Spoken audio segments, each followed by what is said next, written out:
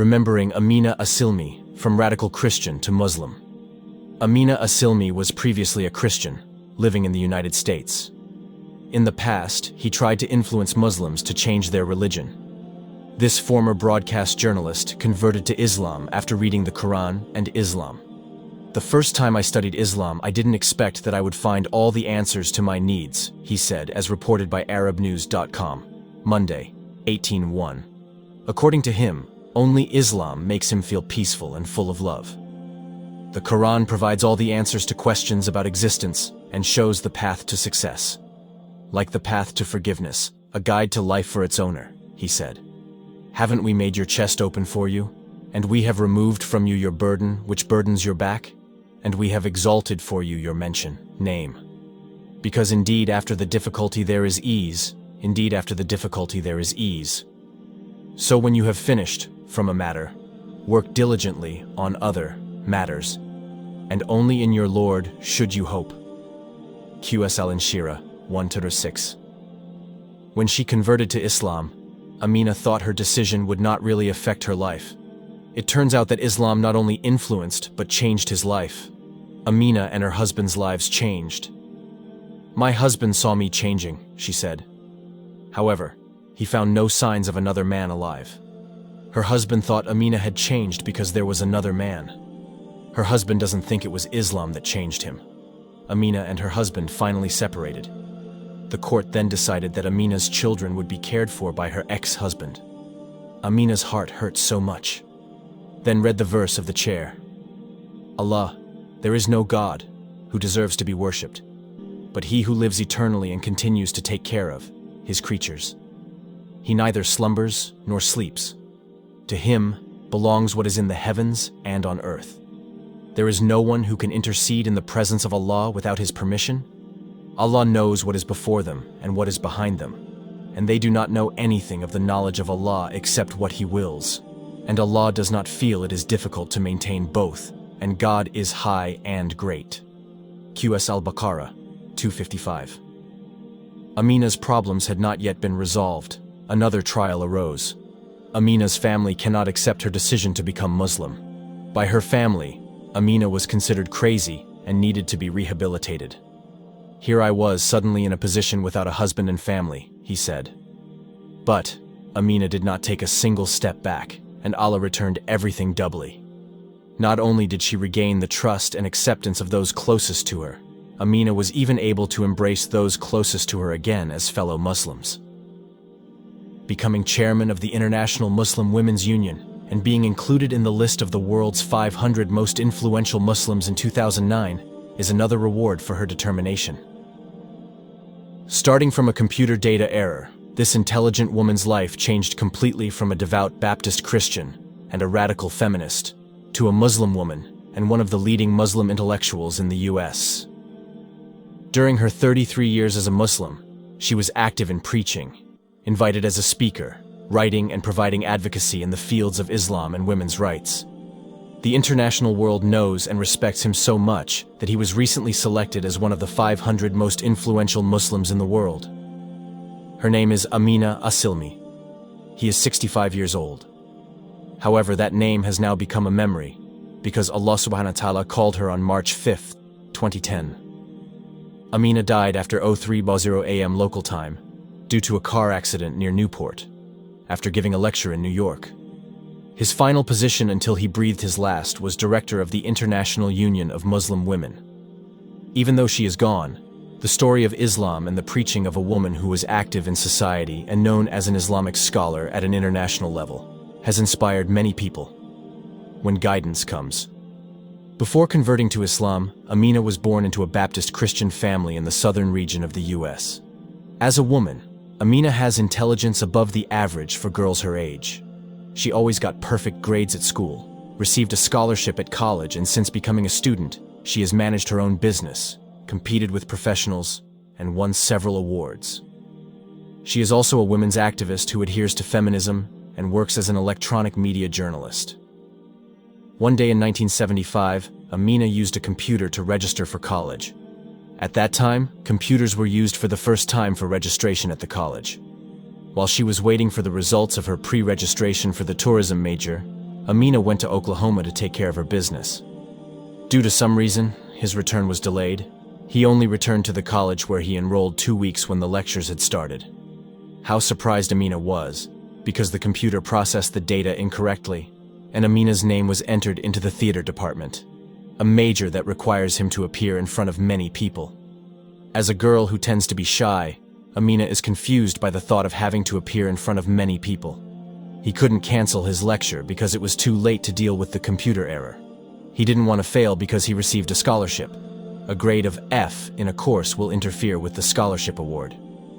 On her husband's advice, Aminah met her lecturer to discuss alternatives for performing, such as preparing costumes and so on.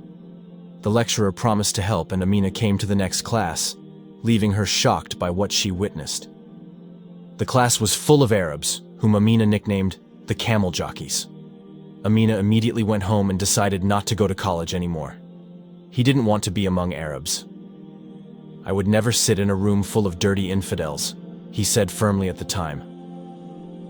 Seeing his wife's anxiety, Aminah's husband, in his usual calm manner, explained to her that God must have a reason for everything. He advised Aminah to think deeply before deciding to stop studying. Aminah locked herself up for 2 days to consider her husband's advice and finally decided to stay at college. But this decision was accompanied by the thought that God had assigned him to invite the Arabs to convert to Christianity. Aminah went to college with a mission. Throughout the lecture, Aminah will take the time to discuss the Christian religion she adheres to with her Arab friends in class. "I started lecturing them about how they would burn in hell forever if they didn't accept Jesus as their savior," said Aminah, recounting her experiences before converting to Islam. "But," he continued, "his Arab friends were very polite, and no one wanted to convert to Christianity." Aminah still continues to try to influence them by saying that Jesus loves them very much and is willing to die on the cross to save people from their sins. All people have to do is accept Jesus into their hearts. Aminah's Arab friends still did not want to convert to Christianity, and Aminah never gave up. He decided to read the Holy Koran to show his Arab friends that Islam was a false religion and the Prophet Muhammad was a false god. At Aminah's request, a student brought her the Holy Koran and a book about Islam. Aminah then began her quest to break her Arab friends' belief in Islam. Aminah read the entire contents of the Quran and at least 15 books about Islam. Then she returned to the Quran and read it again. During his search, he began to make notes of things that he thought he could refute and use as evidence that Islam was a false religion. But the sign that she realized that there had been a change in Aminah and her husband saw this change. "In some small ways, I started to change, which bothered my husband quite a bit. We used to go to bars every Friday and Saturday or go to parties. Then I started to feel lazy about going to that place.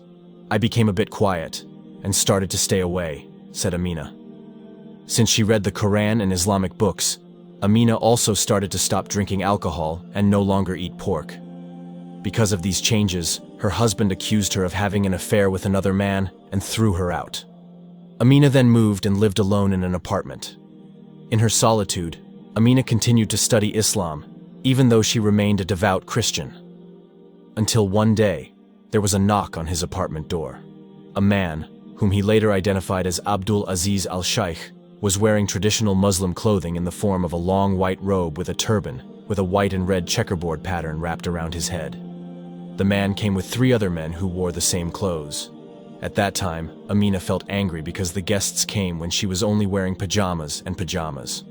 Aminah was even more shocked when Abdul Aziz said that he understood that Aminah wanted to become a Muslim. Aminah then answered that she was a Christian and had no intention of becoming a Muslim, but Aminah had lots of questions and asked if her guests had free time. Finally, Aminah invited them to come in. He then asked questions and objections that he had noted down while he was reading the Quran and Islamic books. I will never forget his name. Abdul Aziz was a patient and gentle person. He very patiently discussed the questions with me. "He didn't make me look like a fool, or make my questions sound like stupid questions," said Aminah. Aminah said that Abdul Aziz explained to her that Allah commanded humans to seek knowledge and ask questions as a way to gain knowledge. Aminah seemed to see flowers blooming when she heard Abdul Aziz's explanation. When she has a different opinion, Abdul Aziz will explain it more deeply and from a different perspective until Aminah really understands it. After discussing it with Abdul Aziz and his friends, it didn't take long for Aminah to decide to convert to Islam. She had been studying Islam and the Quran for a year and a half. The next day after Abdul Aziz visited her house, Aminah said 2 sentences of the Shahada witnessed by Abdul Aziz and his friends who came that night.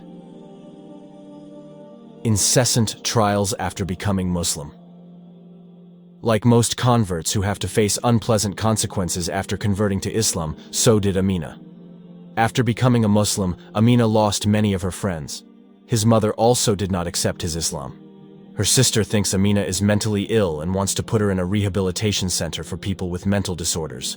Aminah's father, who was known as a wise man and a place many people sought advice from, suddenly became violent and seemed to want to kill Aminah after hearing that his daughter had become a Muslim. Aminah was alone, without friends and without family, but she still chose the Islamic path and even decided to immediately wear the hijab, even though for this she had to lose her job because she was fired.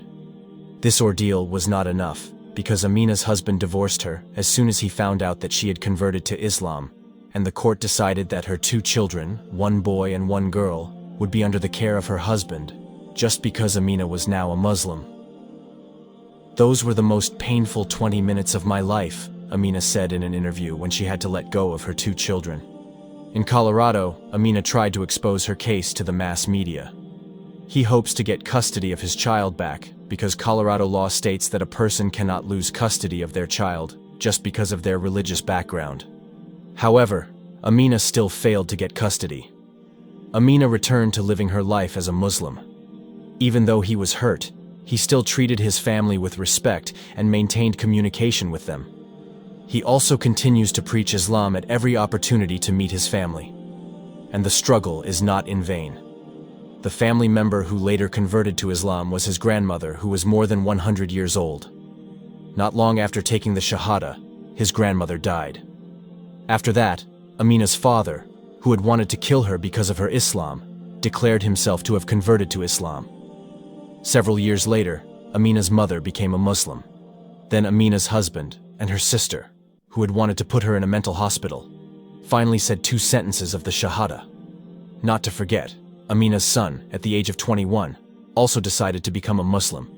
Subhanallah, nothing makes Aminah happiest other than seeing her family embrace Islam. Aminah continues to preach her experiences in the religion of Islam so that many people have been inspired by her life experiences. I don't know how many people have converted to Islam after hearing Aminah's story and her religious lectures. Now the figure of Aminah Assilmi is gone, but her name still lives on in the hearts of those who admire and love her.